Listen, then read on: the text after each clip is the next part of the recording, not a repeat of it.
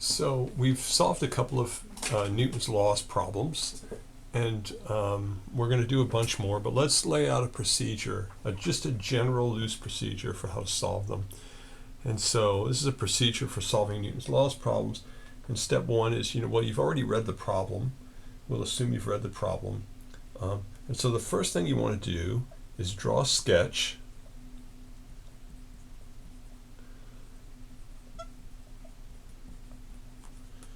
showing relevant forces and angles. This is the kind of thing I was doing in the previous problems we solved, right? Two is identify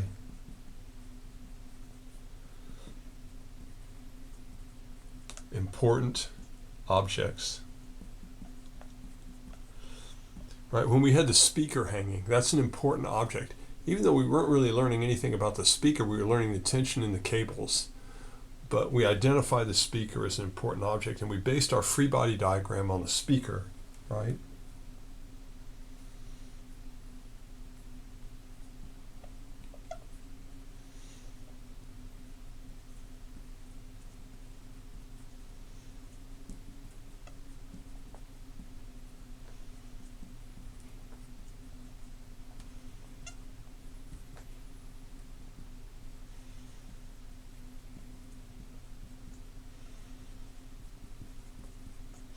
Step 3 is draw a free body diagram for the most important object.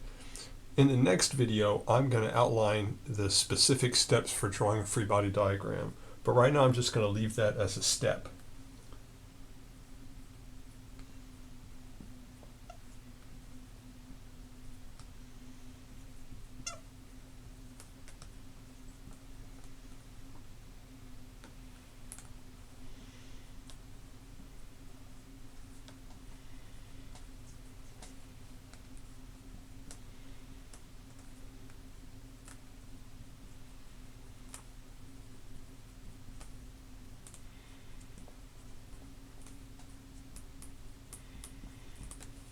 So next is we're going to solve Newton's second law based on the forces and other data from the free body diagram. This is the key step, step 3 here. If you draw the free body diagram and break it down correctly, then all you're doing in step 4 is you're grabbing stuff from here and plugging it in. It's really easy. These are the two formulas where we say the sum of the forces in the x direction equals ma sub x, and the sum of the forces in the y direction equals ma sub y. If we were doing in 3D, we would have another one for the z direction. But to plug into here, we're just reading off of here. That's the key. Okay. Step 5.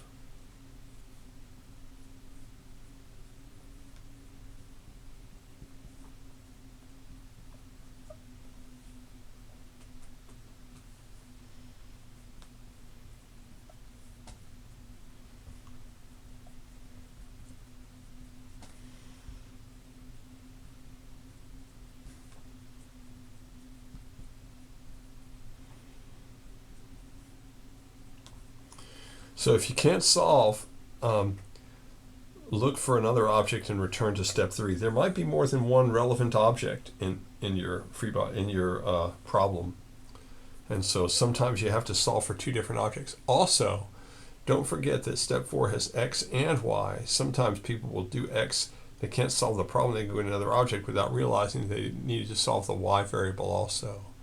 In the last problem, with 2 wires, we needed both the x direction and the y direction to solve. And so you have to be a little bit careful about that. Okay, I'm going to come back up here and erase a little bit, do a little eraser work here, and then say for step 6,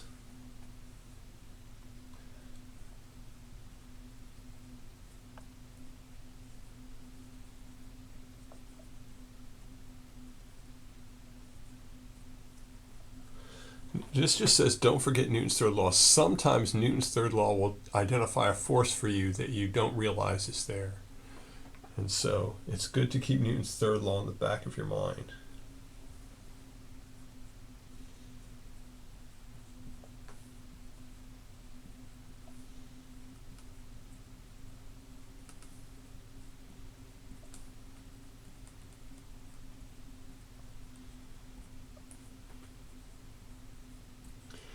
check your answer for reasonableness. There will be a lot of times where you can just use a little common sense and tell if you made a mistake somewhere. For example, if something's hanging from a rope, the rope probably has to have at least as much tension in it as the weight of the object. There are little common sense things you can do. The rope should be pulling upward, not downward, if something is hanging from it. So there's lots of little checking you can do to eliminate silly mistakes. So now let's talk about a procedure for drawing a free body diagram. This was step 3 on the previous page, and I just said draw a free body diagram. And so there's steps for this. Maybe I'll put letters on them instead of numbers.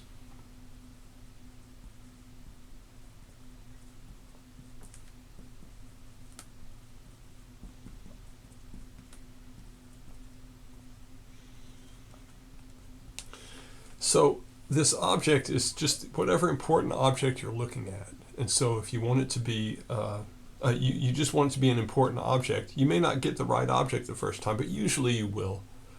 And so represent it as a dot, you know. Okay.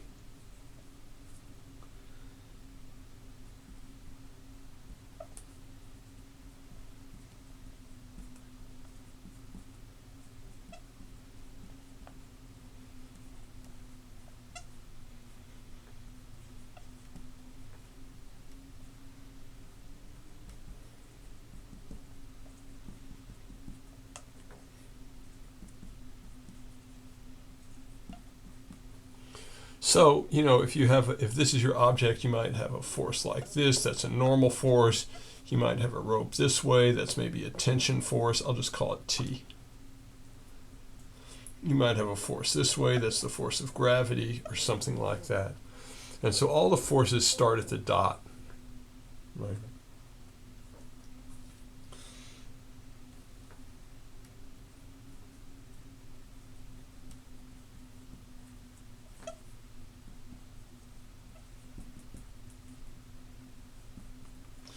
Maybe say I'll identify the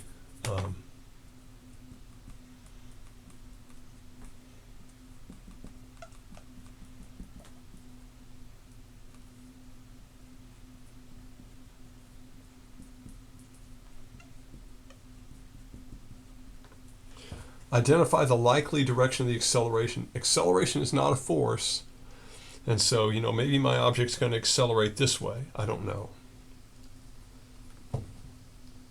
If I'm not sure, I can just make an educated guess about that, right? If I'm not positive. If it's something, you know, if it's a suitcase being dragged along the ground, it's probably going to accelerate to the right if it's being dragged that way. And so on, often you can just figure it out, right? And so identify the direction of the acceleration.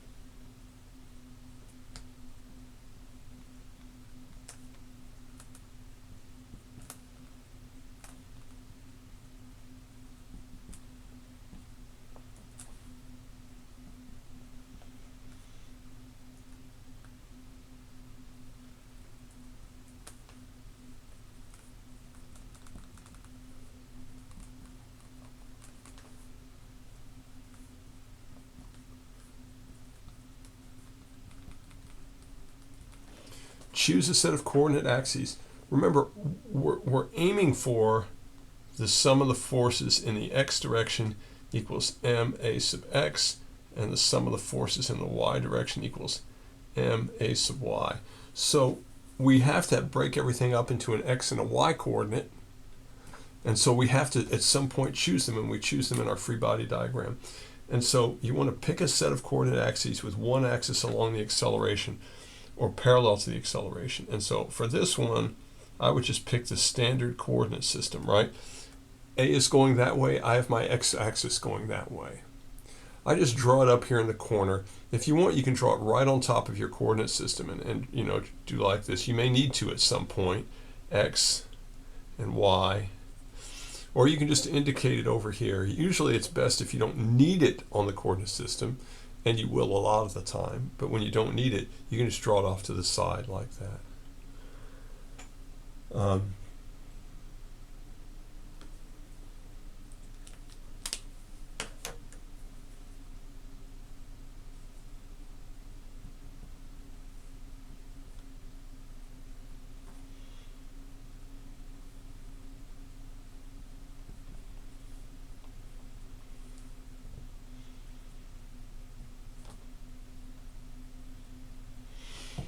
Find x and y components of each force. And so because Fn and Fg are right along the y-axis, those are their own components. I don't need to find an x component for these guys. There is none, and they're already y components. But this tension force here, I have to find a y component, which is this piece, that's Ty, and I have to find an x component, which is this piece, that's Tx. Right. And then finally F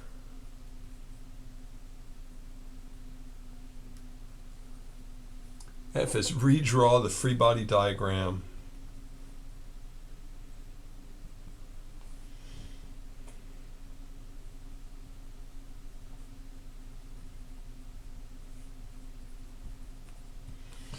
with components only.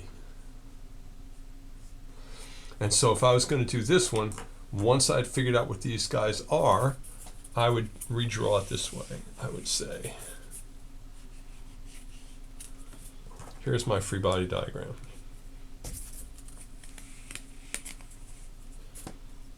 Here's my dot. I have a normal force. And now instead of having the diagonal T, I just have a Ty here. I have a Tx here. I have a Fg here. And I have my acceleration still. And I have my coordinate system. Like that. This is now ready to be plugged in here. The whole point of the free body diagram exercise, all this work we did here, is to create something so that I can read off and stick it in here. This Tx is the only force that goes into the sum of the forces in the x direction, because it's the only one that is along x.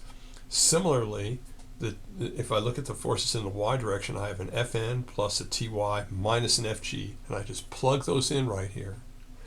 And notice that the acceleration is all along the x. I have no acceleration in the y direction.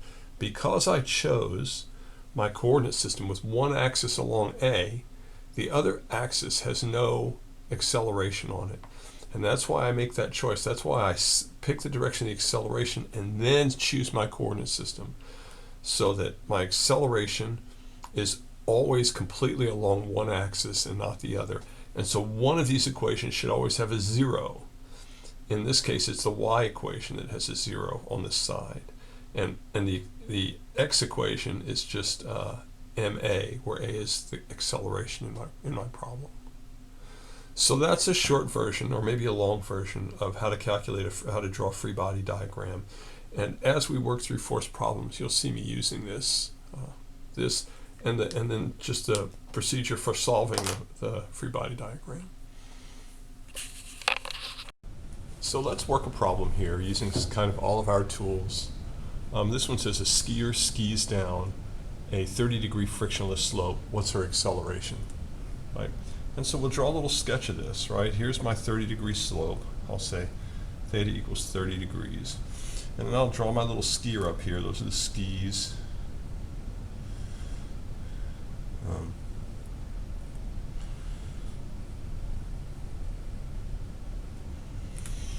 Right? And so the skier's going this way. Right? And so now we can start identifying forces on my skier. Right? And so I want to start with the force of gravity. Force of gravity. And that's just mass times gravity. Right? And so what are some other forces we see here? Well, there's no friction, right? But there's the normal force, right? The normal force is perpendicular to the contact surface. Since the contact surface is at a 30-degree angle, the normal force is perpendicular to that, and I can call that Fn right there. And those are the only forces I see. And so obviously in this problem, the person of interest is my skier. And so I'm going to draw a free body diagram. And so here's my free body diagram. I draw a dot. I'll draw a normal force, and I'll draw a force of gravity. And then I know my skier is going to accelerate this way. Right? In my free body diagram, I'm supposed to identify the direction of the acceleration, right?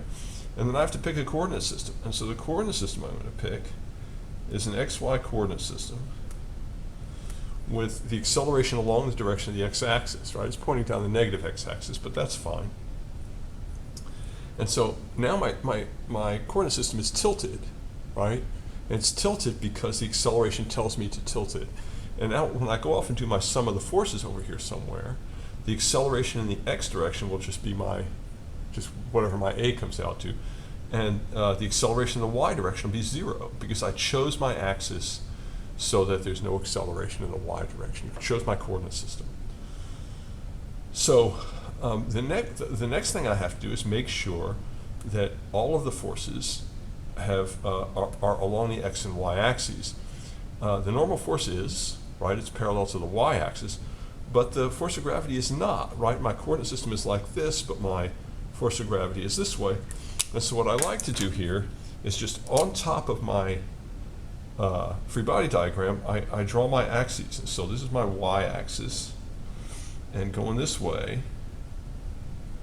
is my x-axis.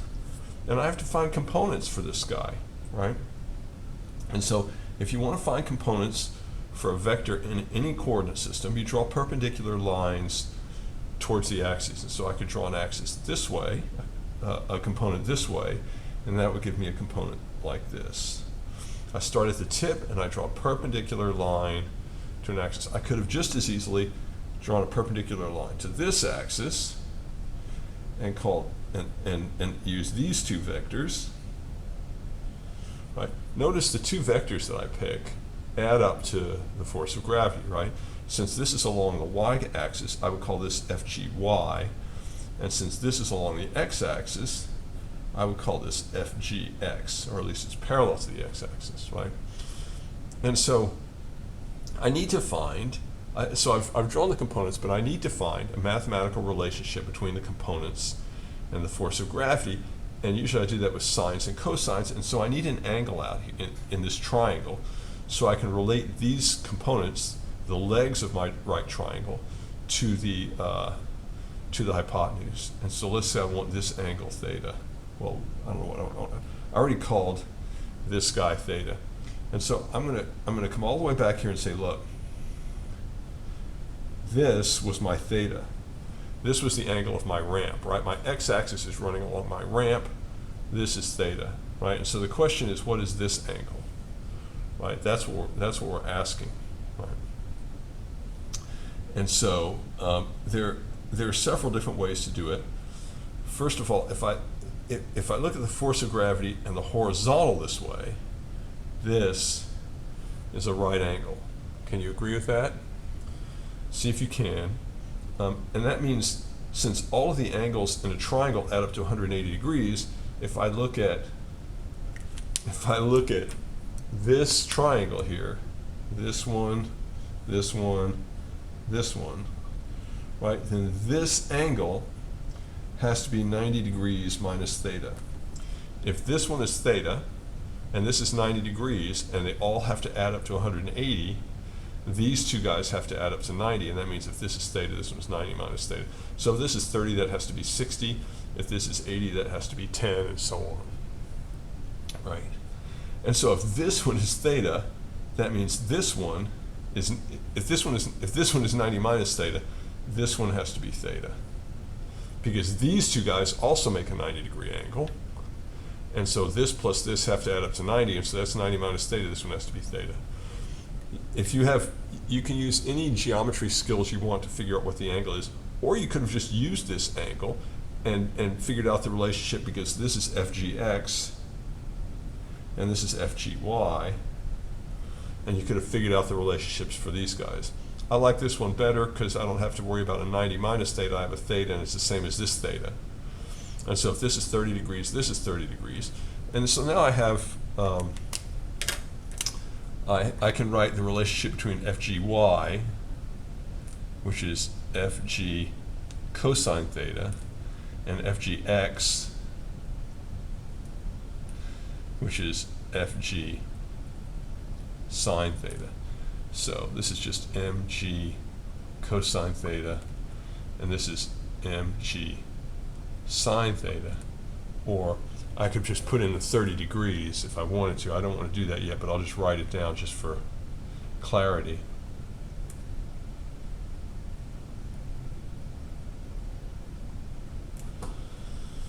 And so now I've made a mess out of my free body diagram. And so I just want to redraw it. I'll redraw it over here, say, here's my free body diagram again, right? And once again, I'm going to draw my normal force. I'm going to draw my normal force that way. And now, going opposite the normal force, I have FGY. And going this way, I have FGX.